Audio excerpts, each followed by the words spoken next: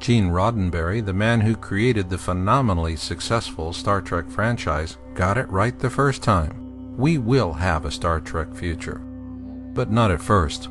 This is because the first order of business will belong to Mother Earth, the giver of all life. As the volcanic ash and dust settle from our atmosphere and rains wash the land clean, Mother Nature will begin rebuilding the food chain at its most basic level. And from there, life will be restored upwards throughout the entire food chain. Our continents will offer us new farmlands, and they will yield a bounty of nourishing new crops. And we'll put them to very good use. In the years beyond Planet X in 2012, we'll rebuild, but slowly at first. Those who survive will want to study the mistakes of the past for the sake of future generations. Of course, there will be the obvious errors.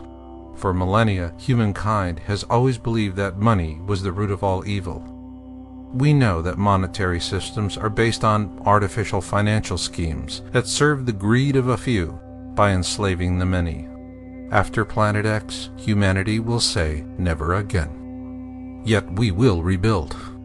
Not with a monetary system, but rather with a resource-based system that will help us do exactly what Gene Roddenberry envisioned when he first created Star Trek.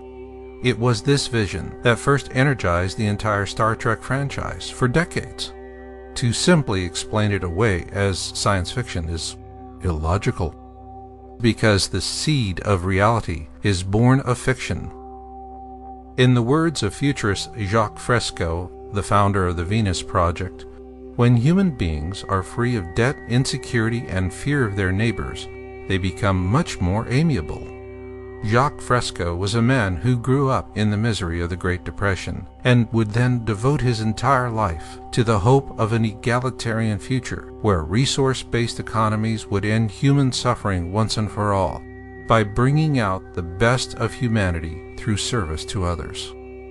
Those steadfast souls who survive the coming tribulations of Planet X will realize the greatest hopes of those who have inspired us with their vision of the future, such as Gene Roddenberry and Jacques Fresco. And we're going to need that vision and hope if we are to survive as a species, for the days of Mother Earth are numbered. Knowing that, we will begin colonizing our own solar system in preparation for the most important step in our survival as a species. Using what we have learned, we will leave this solar system to colonize new Earths all throughout the galaxy. In some distant time, our descendants will bid farewell to the birthplace of our species. Like all things, it too must come to an end. When it does, our descendants will mourn its passing as they celebrate our courage. In the difficult years ahead, each of us has to be in it for the species, because 2012 is about evolution. For more information about Planet X in 2012, you can visit Your Own World USA, that's YOWUSA.com.